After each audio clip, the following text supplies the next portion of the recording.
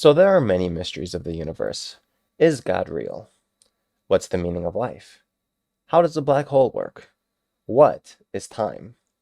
And of all of the mysteries of the universe, the one I want to solve in this video is how could it be that while we're in the middle of a loneliness epidemic, where young men in particular are just being smashed by loneliness now more than ever, how is it at the same time a lot of the games that PC gamers are playing lately are these single player RPGs? Cyberpunk 2077 Phantom Liberty, smash hit.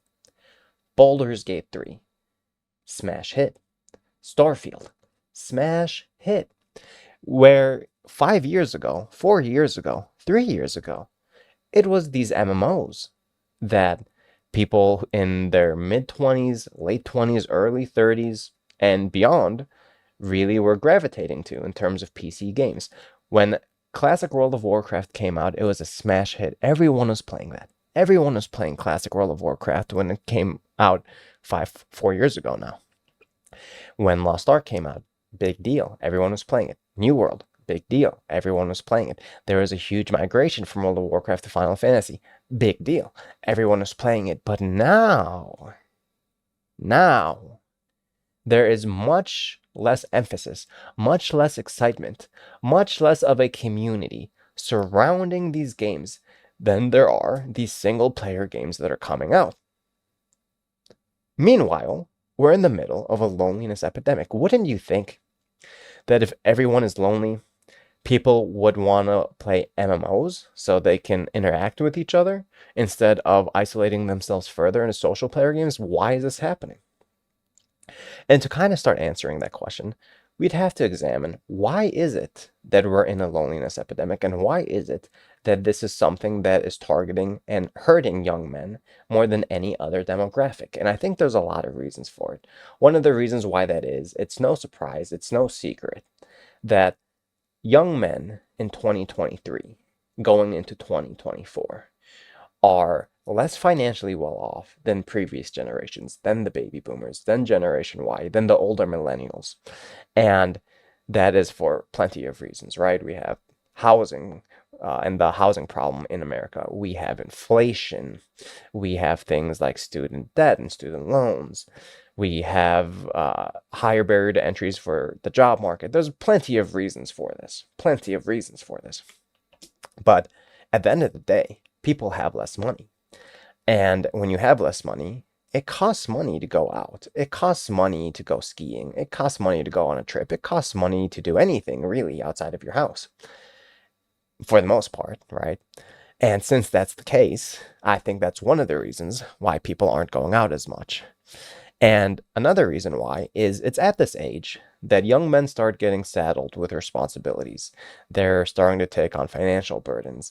They're starting to take on their parents aging, etc. And given that that's the case, you're just left with less time and less energy to go out there, socialize, make new friends. Another thing is that a lot of friendships are made during school because you're in the same place and your peers, there's no status differences between people typically, and people can form cliques and you see the same people every day, and you're not competing in the same way you might be competing in the workplace, etc. And given that that's the case, I think that's why a lot of people make their friendships in school. And then once school ends, people move. People go to different places. You go to different places. You might have gone somewhere for college and then come back home. Your friends might have gone somewhere else. And people kind of just disperse. And then when you get into the workplace, things are not so much about the camaraderie of work, in as much as it is about getting the project done that you're working on, doing the thing. And sometimes people compete with their coworkers, for promotions, for, advancements, etc. And given that that's the case, people really generally don't make as many friends at work than they did at school. Now, another reason why that is simply because there is a typical tendency for people to want to, especially men, to want to demonstrate that they're doing all right. When someone asks you, how are you doing? What are you going to say? Bad? Or you gonna start talking about your feelings? No, generally, you know that people really don't even really care. You're just gonna say, oh, good, whatever. So, like, all of these reasons, and then some, are reasons why young men in particular are suffering from the loneliness epidemic. But that doesn't answer the question. Then why aren't they playing MMORPGs as much as they're playing single player games as a demographic? Why is that the case? And I think there's a couple of reasons why people just aren't playing MMOs. If you think about it, back over the past 5 years, Classic WoW came out. That was a smash hit. Everyone was playing Classic, And then you had Lost Ark came out. Everyone was playing that. New World came out. Everyone was playing that for a little bit. There has been demand for MMOs in the past 5 years. And there is a huge mass migration from World of Warcraft to Final Fantasy. But nowadays, there isn't as much of that.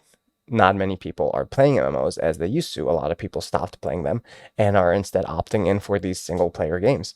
Baldur's Gate, Starfield, Cyberpunk 2077. They're doing great. And some of the reasons why that is because in general, MMOs, there are some problems that they have. Some of these MMOs have a lot of toxic players where everyone's a troll, where everyone's zooming around, they don't really want to talk to you, they're antisocial themselves, and they're just trying to compete, they're trying to rank up. You have that issue. Another issue you have is a lot of modern MMOs don't really even incentivize cooperation. Some of them, they are focused around single player aspects, like a long story campaign, and they're even implementing it so when you have dungeons, you can do them with AI. Some of the MMOs already have it, some of them are adding it in. And the MMOs themselves are becoming more and more of a single player experience. Or, if not a single player experience exclusively, they're being made in such a way where the people that you associate with are commodities. They're not people that you're there to bond with. They're people that are there almost as if they were NPCs to help you get the content done, right? Exclusively, where the social aspect is not really emphasized. Not to mention, MMOs are just kind of getting stale. The formula for MMOs has been stale for a while. There hasn't been a lot of innovation in MMOs compared to a game like, Starfield that has some newer stuff in it. Baldur's Gate 3. Cyberpunk is a technological marvel, it's newer. There's more stuff going on. So then, if those are the reasons why people aren't really playing MMOs as much, why are they gravitating towards single player games? And I think the reason why that is because in these single player games, while you have the toxicity and the trolling and the commoditization of people in MMOs, in a single player game, the characters involved in a single player game have more of a backstory. You learn about these characters.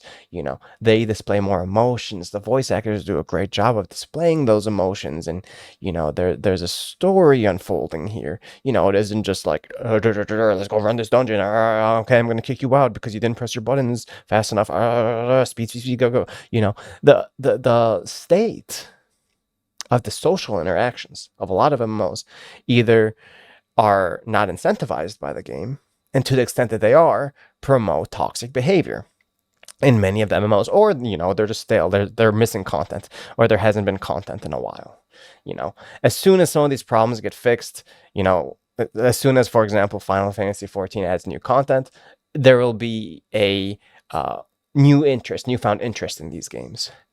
But that's just not been the case lately. And so for that reason, single player games are kind of stepping in with that parasocial relationship. They're stepping in with characters that have backstories, that follow you around, that go on adventures with you, that you interact with. Especially a game like Baldur's Gate 3 with all of those. It's got, 100 hours of cutscenes or something. It's crazy.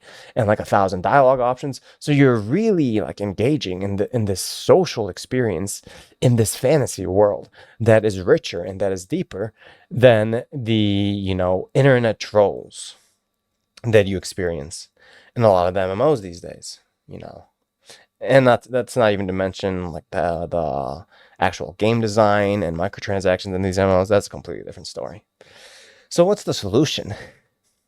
I think, this is just a phase. This is just kind of where the industry is right now. Eventually, some of these MMOs will step up, and some of these MMOs will try once again, because there is a demand. Don't get me wrong. There is a demand for a great brand new MMO experience and adventure.